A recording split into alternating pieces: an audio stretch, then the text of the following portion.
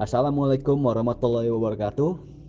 Kami dari kelompok Alpro 5 di sini akan mempresentasikan hasil kerja kami, yaitu berupa dua program Alpro dan R. Dan saya akan memperkenalkan diri saya sendiri dan rekan-rekan. Yang pertama ada diri saya Ahmad Jinayang Wirawan dengan NIM 1204500044. Ada Siti Nur Hazizah dengan NIM 1204500063. Binti Fitrotul Hasanah dengan NIM 1204500097. Lalu ada Fadilah Muhesa Latri dengan NIM 1204500003. Untuk materinya akan dibawakan oleh ketiga teman saya. Yang pertama adalah Aziza yang akan membawakan materi Alpro, lalu ada Binti yang membawakan materi flowchart, dan ada Fadilah Muhesa yang akan membawakan materi R.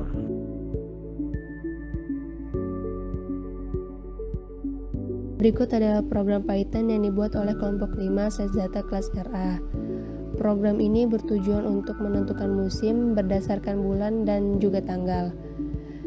Konsep yang digunakan pada program ini terdiri dari data frame, list, perulangan, dan juga percabangan. Di awal pemrograman ini terdapat sebuah komentar yang berisi NIM dan nama dari anggota kelompok kami. Selanjutnya, setelah komentar, terdapat kode output atau print yang bertuliskan menentukan musim berdasarkan bulan dan tanggal. Ketika program di-run atau dijalankan, kalimat ini akan muncul di dalam konsol bersamaan dengan tanggal dan nama-nama bulan. Nah, untuk data tanggal, kami menggunakan konsep data frame dengan menghilangkan unsur indeks atau deret baris paling kiri. Sedangkan untuk data nama-nama bulan, kami menggunakan konsep list. Di bagian selanjutnya, terdapat konsep perulangan while dan juga percabangan. Nah, di bagian percabangan ini, user atau pengguna akan diminta untuk menginputkan nama bulan dan tanggal yang mereka inginkan. Kemudian setelah user menginputkan data, maka program akan menyesuaikan data yang diinputkan dengan jenis musim yang ada di pemrograman. Contohnya seperti if bulan sama dengan Januari or bulan sama dengan Februari, musim sama dengan winter. Yang artinya jika user menginputkan bulan Januari atau Februari, maka musim pada bulan tersebut adalah winter. Begitu pula seterusnya sampai bulan Desember. Kemudian setelah program mengeluarkan jenis musim dari data yang diinputkan tadi, program akan menanyakan kepada user apakah user ingin mengulangi kembali penginputan data. Di sini terdapat dua pilihan yang bisa dipilih oleh user. Pilihan pertama yaitu ya, dan yang kedua tidak. Jika user memilih ya, maka program akan mengulang kembali ke bagian percabangan atau ke bagian penginputan nama bulan dan penginputan tanggal. Akan tetapi jika user memilih tidak, maka program akan selesai.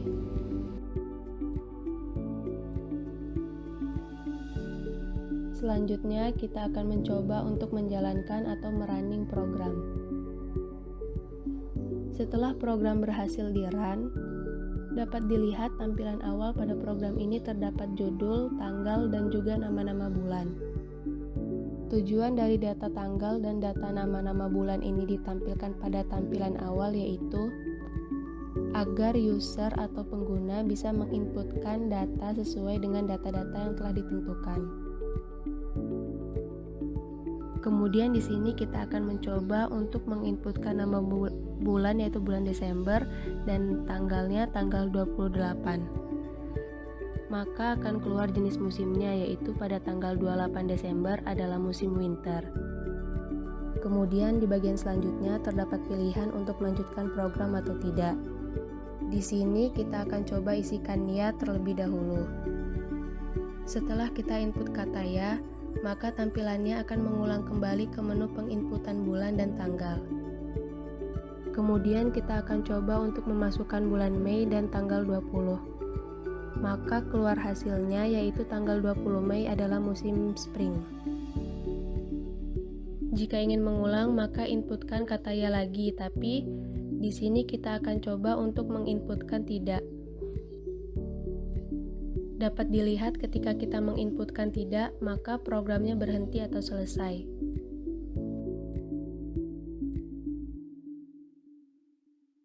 Flowchart program pertama yang berjudul menentukan musim berdasarkan tanggal dan bulan yang ada. Yang pertama-tama kita lihat ketika kita merunning program ini adalah data tanggal dan nama-nama bulan yang tersedia. Selanjutnya kita diminta untuk menginput tanggal dan nama bulan yang ingin kita ketahui musim apa yang terjadi pada tanggal dan bulan tersebut. Selanjutnya jika tanggal dan nama bulan telah terinput, maka musim yang terjadi pada bulan dan tanggal tersebut akan tercetak. Nah, selanjutnya kita diminta untuk menginput iya atau tidak. Jika ya, program akan kembali meminta kita untuk menginput tanggal dan nama bulan yang ingin kita ketahui musimnya. Jika kita menginput tidak, maka program akan berhenti.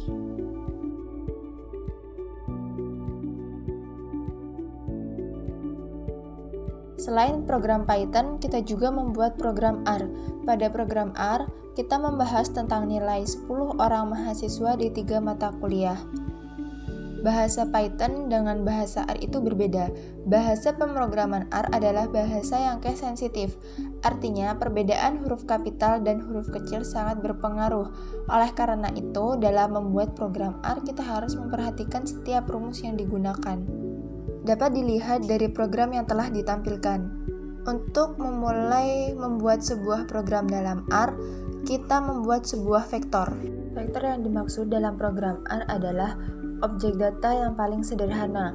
Secara umum, jenis vektor ini terbagi menjadi dua, yaitu numerik dan karakter.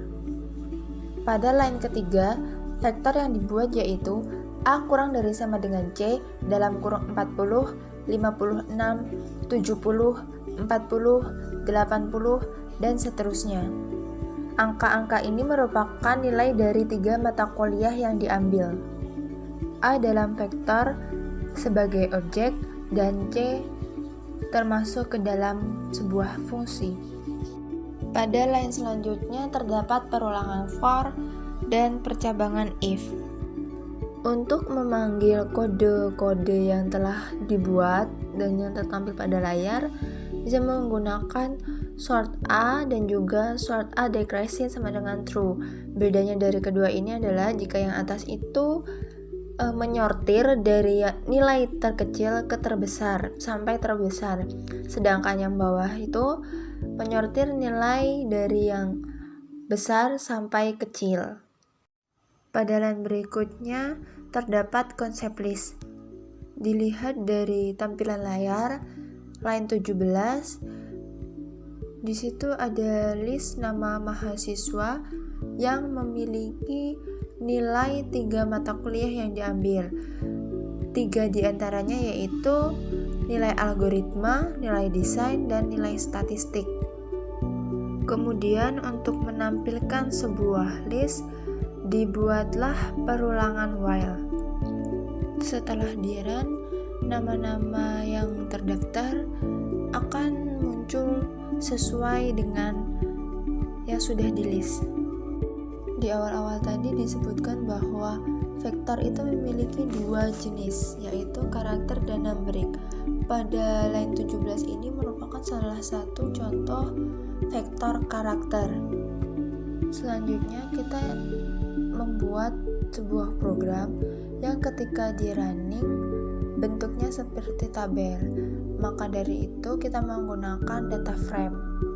Seperti yang terlihat pada tampilan layar, pada line 22 itu ada urutan jenis kelamin, nilai algoritma, nilai desain, dan nilai statistik. Kemudian ada data 2 kurang dari sama dengan data dot frame dalam kurung list nama, jenis kelamin, nilai algoritma, nilai desain, nilai statistik. Dan untuk bisa ditampilkan dalam konsol, pada line 17 itu dibuat data 2. Maka yang tertampil pada konsol bentuknya seperti tabel. Selanjutnya menggunakan konsep array. Pada konsep ini, output yang dikeluarkan berbentuk matriks. dilihat dari tampilan layar, kode yang dibutuhkan yaitu result kurang dari sama dengan array, buka kurung, C, dalam kurung nilai algoritma, nilai desain, nilai statistik, dim sama dengan C, 10, 3, 1, tutup kurung. Maksud dari dim sama dengan C dalam kurung 10, 3, 1 adalah 10 itu menunjukkan banyaknya kolom dalam matriks dan 3 banyaknya baris dalam matriks. Kemudian 1 itu sebanyak berapa kali matriks tersebut muncul, yaitu 1 kali. Kemudian print result untuk menampilkannya pada konsol. Dan yang terakhir, untuk mengetahui jenis data yang digunakan atau nilai minimal, nilai kuartil 1, median, rata-rata, nilai kuartil 3, dan juga nilai maksimal, dapat menggunakan rumus summary dalam kurung data 2. Ketika di running, hasilnya akan seperti yang tertampil pada layar.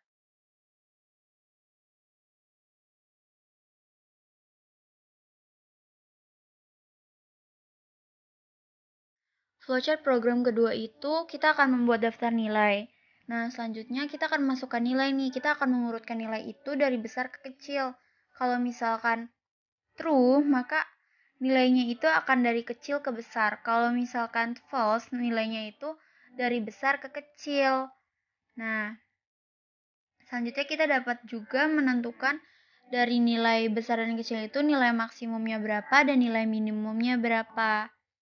Selanjutnya akan keluar daftar nilai mahasiswanya yang sesuai yang kita inginkan. Nah, selanjutnya program akan berhenti. Sekian penjelasan dari kelompok kami tentang penjelasan program Altpro dan R.